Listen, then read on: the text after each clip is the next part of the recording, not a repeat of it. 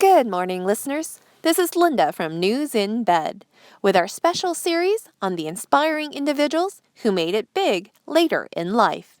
It's Never Too Late, Part 2. Julia Child.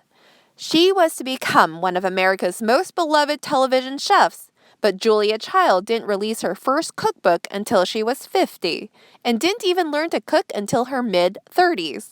In fact, Child had a completely different career before she discovered haute cuisine, one which involved guarding top-secret information for the U.S. government. She originally moved to Manhattan in 1935 to pursue aspirations of becoming a writer when she was in her early 20s. But Child returned to her hometown of Pasadena, California, shortly after, where she wrote for local publications and worked in advertising.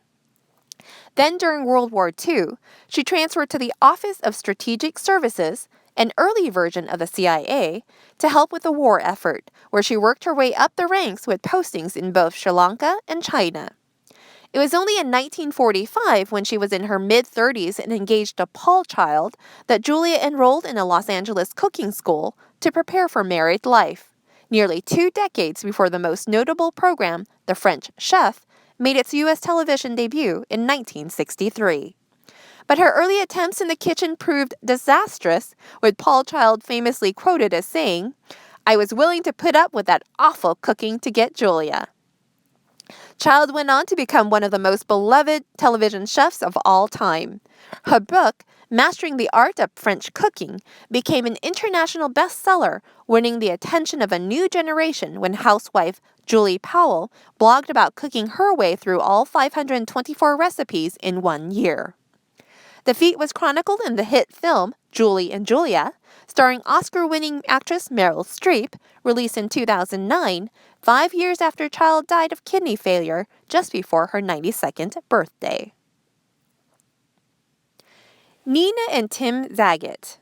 Famed restaurant guide founders Nina and Tim Zagat both started out as corporate lawyers before publishing their first guide in 1982 when they were in their early 40s. The couple met at Yale Law School and married in 1965, nearly 15 years before they came up with the idea for the famous guides, which were to become a leading culinary authority in cities across the globe. Nina and Tim, now aged 73 and 75 respectively, started Zagat as a hobby in 1979 after a dinner party with friends, during which one of the guests started complaining about the restaurant reviews in a major newspaper. Everyone at the table agreed that the paper's reviews were unreliable, at which point Tim suggested taking a survey of their friends. This led to 200 amateur critics rating and reviewing 100 top New York restaurants based on their food, decor, service, and cost, and the results quickly circulated among groups of other young professionals. Although the surveys were popular, when the Zagats approached major publishers in the 1980s, they were repeatedly turned down, and the couple decided to publish the first guide themselves. Speaking to Forbes in 2009, Nina described this failure as the key to their biggest success. "We wouldn't have a business today if any publisher had decided to publish our guides. The publisher would have taken 80% to 90% of the revenue," she said.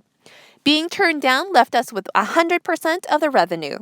Also, since we had both practiced law for many years before we started the survey, we weren't restricted by the traditional thinking of publishers.